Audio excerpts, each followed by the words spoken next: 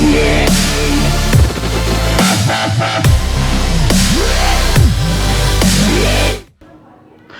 Students, आज का जो वीडियो आने वाला है ये class 12 book R D Sharma chapter 19 indefinite integrals का लेक्चर 6 का वीडियो आने वाला है। और आज हम आर डी शर्मा का पेज नंबर 19.8 के एग्जाम्पल नंबर 3 और इसके आगे एग्जाम्पल्स को डिस्कस करेंगे। तो चलिए पहले एग्जाम्पल नंबर 3 को डिस्कस कर लेते हैं। यहाँ बोला गया है इवेल्युएट दिस इंटीग्रेशन। तो यहाँ पे हमें इंटीग्रेशन के अंदर गिवन है x⁴ plus x square plus 1 whole divided by x square minus x plus 1 dx। तो ये हमें यहाँ पे गिवन है, हमें इसका इंटीग्रेशन करना है। अब देखिए यहाँ पे इस क्वेश्चन में क्या है, अगर आप देख रहे होंगे तो न्यूमिनेटर की डिग्री यहाँ पे 4 है जबकि डिनोमिनेटर की डिग्री यहाँ पे 2 है। तो यहाँ पे हम कह सकते हैं कि degree of numerator is greater than degree of denominator. तो ऑब्वियस सी बात है, न्यूमिनेटर की डिग्री जब भी डिनोमिनेटर से बड़ी होती है यहाँ पे हम क्या करते हैं, पॉलिनोमियल वाला डिवाइड करते हैं और उस पॉलिनोमियल वाले डिवाइड को हम रफ में करते हैं। आपको ये चीज़ याद रखनी पड़ेगी। तो यहाँ पे रफ में हम पॉलिनोमियल वाला डिवाइड करके देखते हैं। तो यहाँ पे जो आपका डिनोमिनेटर है वो यहाँ पे बाहर लिखा जाएगा जो कि है x square minus x plus 1, और यहाँ पे जो ऊपर न्यूमिनेटर वाली टर्म है उसको हम डिवाइड के अंदर लिखेंगे x⁴ plus x square plus 1। चलिए इसको सॉल्व कर लेते हैं। तो एक्स स्क्वायर को x⁴ बनाने के लिए एक्स स्क्वायर से मल्टीप्लाई करना पड़ेगा। तो एक्स स्क्वायर से हमने मल्टीप्लाई किया तो यहाँ पे हो जाएगा आपका कितना, x⁴ जैसा कि आप देख सकते हैं माइनस यहाँ पे x³ हो जाएगा, जबकि यहाँ पे x³ वाली टर्म नहीं है। तो x³ वाली टर्म हम यहाँ से बाहर लिखेंगे। इसको मैं फिलहाल के लिए थोड़ा सा इस प्रकार से थोड़ा लेंदी बना देता हूँ और यहाँ पे माइनस का माइनस का x³ लिख देता हूँ।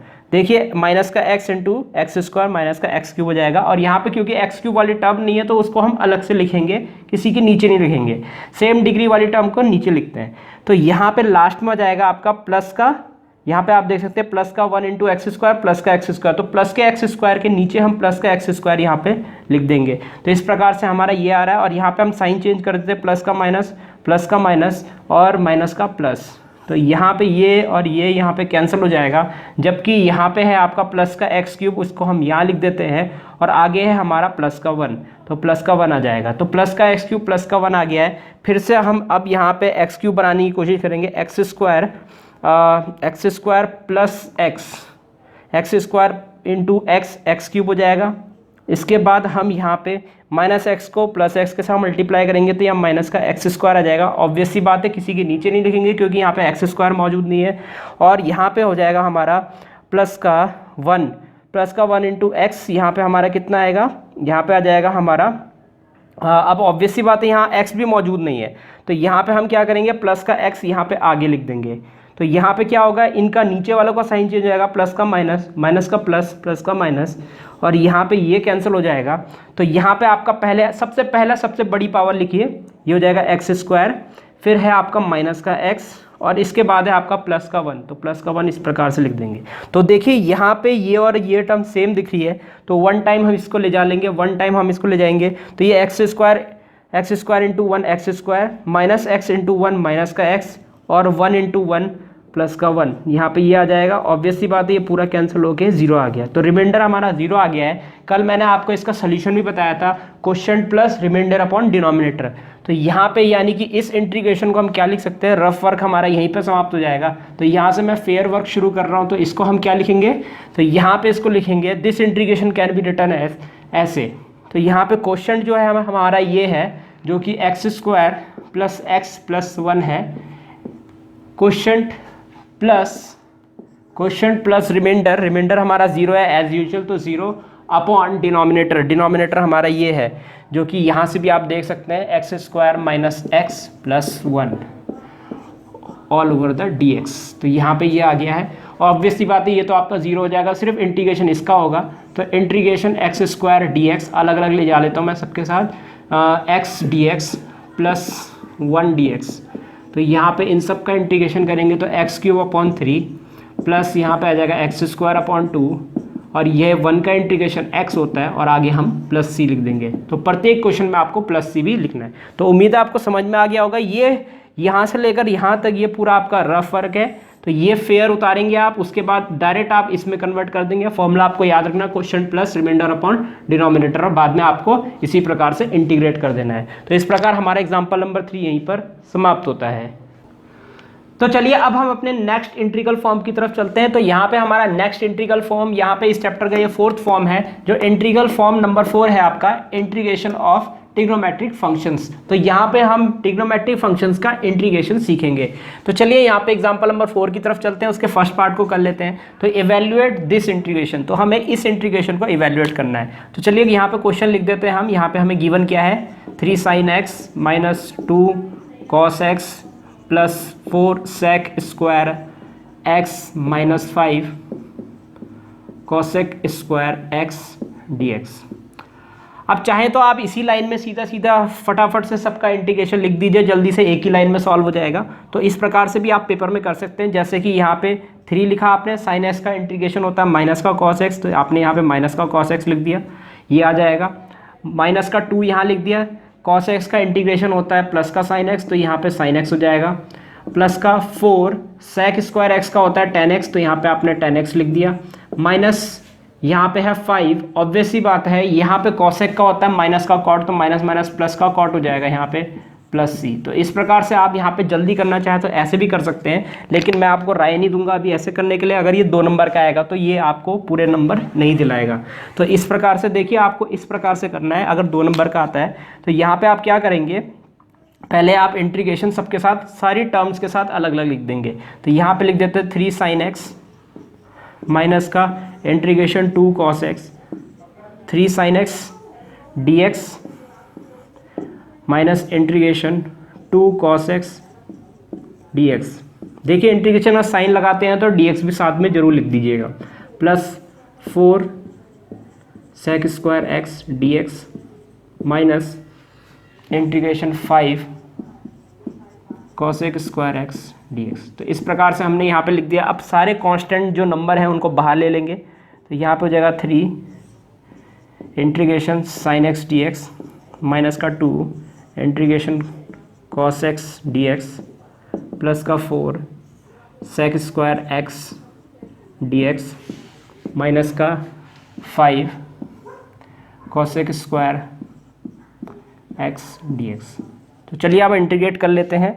तो यहाँ पे हो जाएगा 3 sin x का इंटीग्रेशन होता है माइनस का cos x, इस प्रकार से माइनस का 2 cos x का इंटीग्रेशन होता है sin x, प्लस का 4 sec स्क्वायर x का होता है यहाँ पे tan x, माइनस का 5, अब cosec स्क्वायर x होता है माइनस का cot x, तो plus cot x plus c। तो इस प्रकार से आप यहाँ पे आंसर लिख सकते हैं। तो इस प्रकार हमारा एग्जाम्पल नंबर 4 का फर्स्ट पार्ट यहीं पर समाप्त होता है। तो चलिए अब हम यहाँ पे सेकंड और थर्ड पार्ट की तरफ चलते हैं फोर्थ वाले एग्जाम्पल के। तो यहाँ पे पहले सेकंड पार्ट कर लेते हैं। तो सेकंड पार्ट में देखिए हमें क्या गिवन है, integration under root 1 plus cos 2x dx। अगर आप गौर से देखेंगे इस क्वेश्चन को तो यहाँ पे अंडर रूट जैसी टर्म है। तो याद रखिएगा, जब भी आपका अंडर रूट के अंदर कोई ट्रिग्नोमेट्रिक फंक्शन हो और यहाँ पे कुछ भी हो, तो सबसे पहला काम आपका होगा अंडर रूट को एलिमिनेट करना, खत्म करना। तो अंडर रूट को एलिमिनेट करने का एक ही तरीका है कि मैं अंडर रूट के अंदर कुछ होल स्क्वायर जैसी टर्म बना दूँ। तो देखिए यहाँ पे एक चीज़ ध्यान रखिएगा, मैंने आपको पूरी इंडेफिनेट इंटीग्रल के अंदर ये बताया था, जहाँ भी आपको 1 प्लस कॉस दिखे, पूरे इंडेफिनेट इंटीग्रल के अंदर कोई भी एक्सरसाइज चल रही हो, कोई भी कुछ भी चल रहा हो, जहाँ पे 1 प्लस कॉस दिखे और जहाँ पे भी आपको 1 माइनस कॉस दिखे, इसका फॉर्मूला लगा दीजिएगा, जो कि मैंने नोट में आपको लिखाया था। तो इसका जो मैंने आपको फॉर्मूला लिखाया था वो था 2 cos स्क्वायर एक्स। तो आपको बस यहाँ पे क्या करना है, 2 cos स्क्वायर एक्स में इसको कन्वर्ट कर देना है। जहाँ भी आपको 1 प्लस कॉस दिखता है, जहाँ पे भी आपको 1 माइनस कॉस दिखता है, वहाँ पे आप इनके फॉर्मूले लगा देंगे, आपका क्वेश्चन सॉल्व हो जाएगा। हमेशा सॉल्व होता है। तो चलिए यहाँ पे इसका फॉर्मूला लगा देते हैं। तो यहाँ पे मैंने इसका जो आपको फॉर्मूला बताया था वो था 2 cos स्क्वायर एक्स dx। तो देखिए यहाँ पे स्क्वायर जैसी टर्म आ चुकी है, जबकि ये आपका √2 हो जाएगा। तो √2 को हम इंटीग्रेशन के बाहर लिख देंगे। तो √2 इंटीग्रेशन, अब स्क्वायर से तो रूट कैंसिल हो जाता है, तो यहाँ पे हो जाएगा cos x dx, और cos x का इंटीग्रेशन आप जानते हैं ये होता है sin x, तो √2 sin x प्लस c। तो cos x का इंटीग्रेशन होता है sin x प्लस c। तो चलिए इस वाले पार्ट को कर लेते हैं, इस वाले पार्ट को। तो सोल्यूशन लिख देते हैं इसका, सोल्यूशन ऑफ थर्ड पार्ट। तो यहाँ पे भी हम फॉर्मूला ही लगाएंगे, इंटीग्रेशन अंडर रूट है यहाँ पे 1 माइनस cos 2x dx। तो यहाँ पे हमारा इस प्रकार से है, तो इसको ऐसे कर लेते हैं। अब देखिए आगे क्या करेंगे, यहाँ पे लिखेंगे इंटीग्रेशन अंडर रूट ये आपका कॉस के माइनस का फॉर्मूला है, यानी कि 2 sin स्क्वायर एक्स हो जाएगा ये। तो 2 sin square x d x. तो ऑब्वियस सी बात है ये √2 है, ये बाहर आ जाएगा आपका, तो √2 बाहर आ जाएगा इंटीग्रेशन के, और यहाँ पे स्क्वायर से रूट कैंसिल, तो यहाँ पे आ जाएगा sin x dx। तो sin x का इंटीग्रेशन माइनस का cos x होता है, तो माइनस का √2 cos x प्लस सी। तो इसका भी आपका फाइनल आंसर आ जाएगा माइनस का √2 cos x प्लस सी। तो इस प्रकार हमारा थर्ड और सेकंड पार्ट यहीं पर समाप्त होता है। तो चलिए अब हम फोर्थ और फिफ्थ पार्ट की तरफ चलते हैं। तो यहाँ पे हमें इंटीग्रेशन बोला गया फोर्थ पार्ट में, इंटीग्रेशन अंडर का 1 + sin 2x। तो देखिए यहाँ पे भी हमें अंडर को पहले एलिमिनेट करना पड़ेगा, और एक ही तरीका है अंडर को एलिमिनेट करने का कि मैं अंडर के अंदर होल स्क्वायर जैसी कोई टर्म बना दूँ। तो ऑब्वियस सी बात है यहाँ पे 1 + sin 2x का एक होल स्क्वायर वाला फॉर्मूला है जो a + b की फॉर्म में होता है, a + b के होल स्क्वायर की फॉर्म में होता है, उस वाले फॉर्मूले को हम यहाँ पे लगाएंगे। तो चलिए वो वाला फॉर्मूला लगा देते हैं। तो इसका जो मैंने आपको फॉर्मूला लिखाया था वो था आपका cos x, बीच में प्लस है तो plus sin x whole square dx। तो ये वाला फॉर्मूला मैंने आपको बताया था।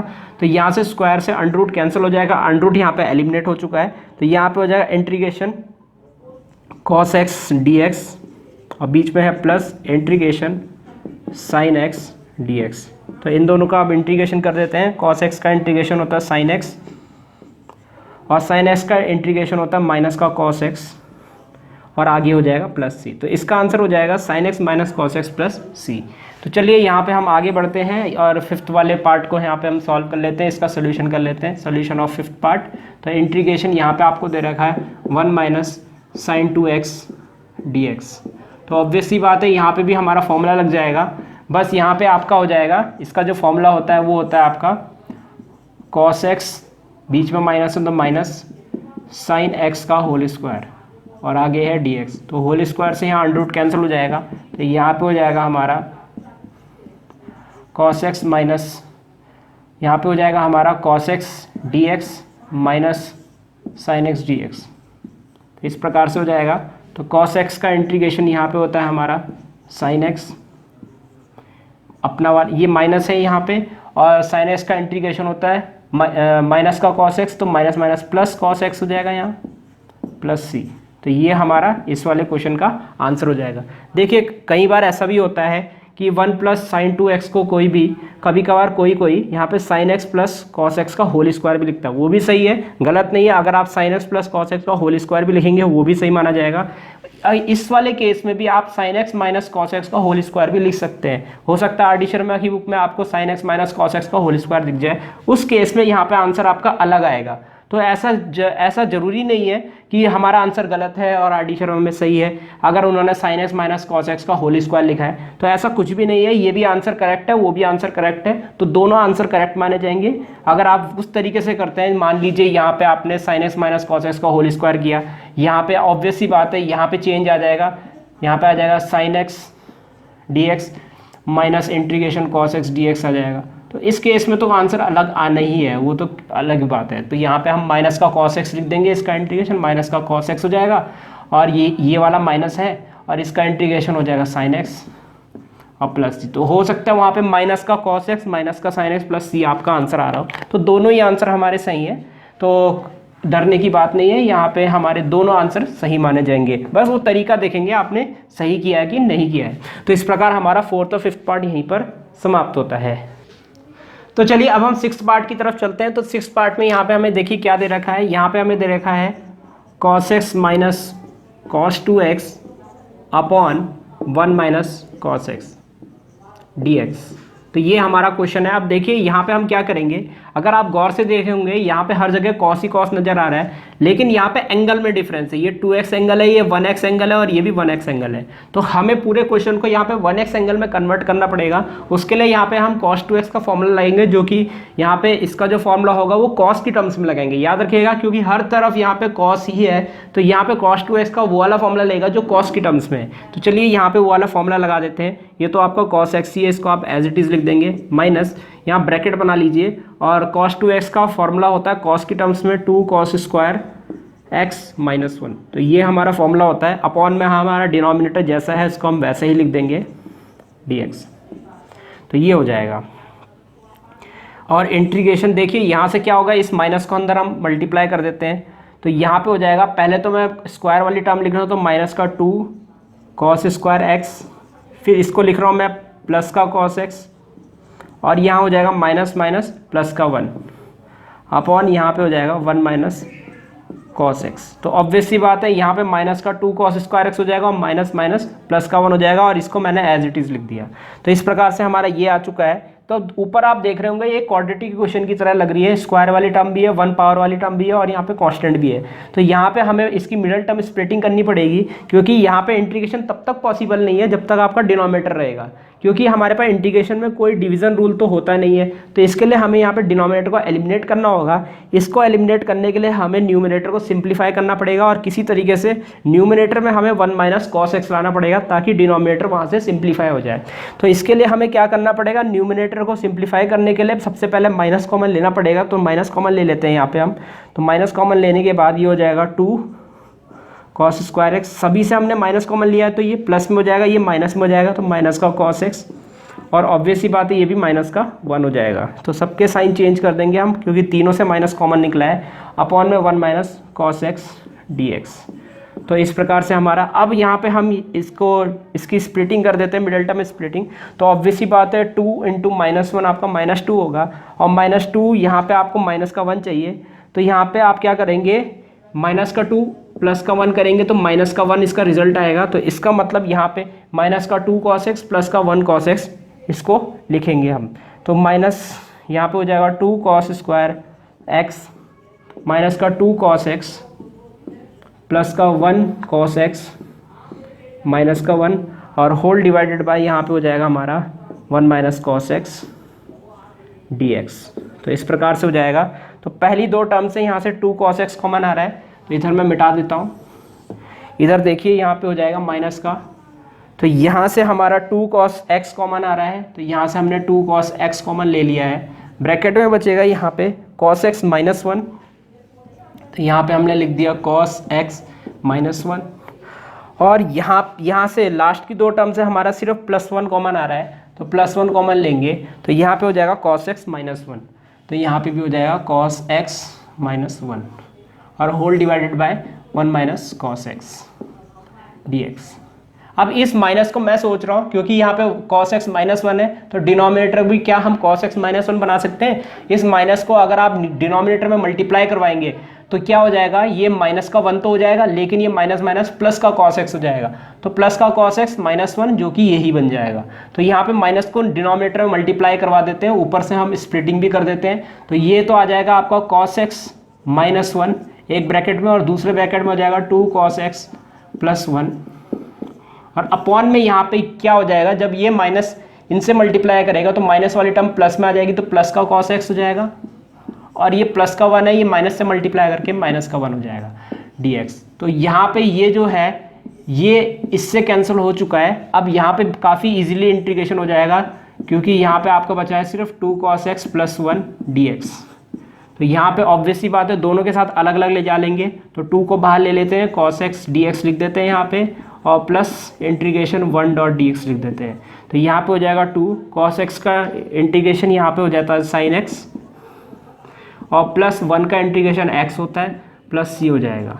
तो ये हमारा फाइनल आंसर हो जाएगा इस वाले क्वेश्चन के लिए। तो इस प्रकार हमारा 6th पार्ट यहीं पर समाप्त होता है।